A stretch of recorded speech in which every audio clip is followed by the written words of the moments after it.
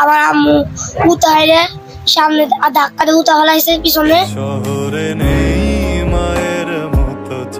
বাসটি যখন হঠাৎ নিয়ন্ত্রণ হারিয়ে ফেরিঘাটের পল্টন থেকে সোজা পদ্মার গভীরে পড়ে যায়, তখন আলিফ ছিল তার মায়ের কোলে। আলিফের মা জ্যোৎস্না বেগম শেষ মুহূর্তে নিজের জীবনের কথা একবারও ভাবেননি। তিনি জানালার দিকে ঝুঁকে নিজের ছোট্ট ছেলেকে 2 হাতে তুলে জোরে ঠেলে দেন বাইরে। ছেলেটা পানিতে পড়ে কোনো মতে সাঁতার কেটে তীরে আসে, আর মা হারিয়ে যান পদ্মার কালো পানির গভীরে। পানির নিচ থেকে উঠে আসার পর ভিজে শরীরে নদীর দিকে তাকিয়ে আলিফ বলছিল, মা কই গেলি তুই? আমারে একা রেখে চলে গেলি তুই? এই ছোট্ট কণ্ঠের আর্তনাদে সেখানে থাকা উদ্ধারকর্মী, স্বজন, সাধারণ মানুষ কেউই চোখের পানি ধরে রাখতে পারেননি। আলিফ নিজেই পরে বলেছে, যখন বাস ফেরিতে উঠছিল তখন হঠাৎ করে উল্টে যায়, বাস পদ্মায় পড়ে যাচ্ছিল। আমি মায়ের কোলে বসেছিলাম, মা আমাকে জানালা দিয়ে বের করে দেয়। আমি সাঁতার কেটে উপরে চলে আসি, কিন্তু আমার মাকে আর খুঁজে পাচ্ছি না। মা মানে শুধু জন্মদাত্রী না, মা মানে নিজের জীবন দিয়ে সন্তানের জীবন রক্ষা করা, নিজের শেষ নিঃশ্বাসটুকুও সন্তানের জন্য উৎসর্গ করা, নিজের মৃত্যু জেনেও সন্তানের জন্য হাসি মুখে বিদায় নেওয়া। জ্যোৎস্না বেগম প্রমাণ করে গেলেন, মায়ের ভালোবাসা পৃথিবীর সবচেয়ে নিঃস্বার্থ ভালোবাসা।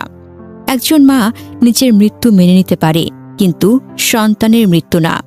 এই পৃথিবীতে অনেক ভালোবাসা আছে, কিন্তু এমন ভালোবাসা আর কোথাও নেই, যেখানে একজন মানুষ নিজের শেষ নিঃশ্বাসটুকুও অন্য কারোর জন্য উৎসর্গ করে। মায়ের এই আত্মত্যাগের গল্প পুরো দেশকে নাড়িয়ে দিয়েছে। পদ্মার পানিতে হারিয়ে যাওয়া জ্যোৎস্না বেগম তিনি আর ফিরবেন না, কিন্তু তার ছেলেকে বাঁচিয়ে গেছেন চিরকালের জন্য। এদিকে আলিফের নানি শাহেদা বেগম তখন ফোনে কথা বলছিলেন মেয়ের সঙ্গে। তিনি নিজেই জ্যোৎস্নাকে রাজবাড়ি বড়পুল থেকে বাসে তুলে দিয়েছিলেন। বাড়িতে ফিরে ফোনে কথা চলছিল, তখন জ্যোৎস্না বলে ওঠেন, আম্মা আমরা পর্দার পাড়ে বসে আছি। এরপর আর কোনো কথা নয়, লাইন কেটে যায়। শাহেদা বেগম বলেন, আমার মেয়েটা ফোনে কথা বলতে বলতে নদীর মধ্যে চলে গেল। কথা বলতে বলতে শাহেদা বেগম কান্নায় ভেঙে পড়েন।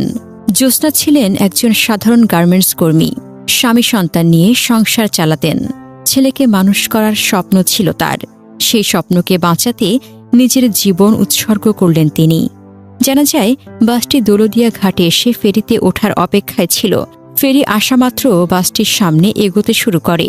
হঠাৎ নিয়ন্ত্রণ হারিয়ে বাসটি পন্টুন ভেঙে সরাসরি পানিতে পড়ে যায়।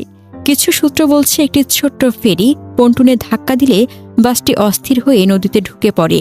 ড্রাইভার জানালা দিয়ে লাফিয়ে বেঁচে যান, কিন্তু বাসটি যাত্রীসহ পানিতে তলিয়ে যায়।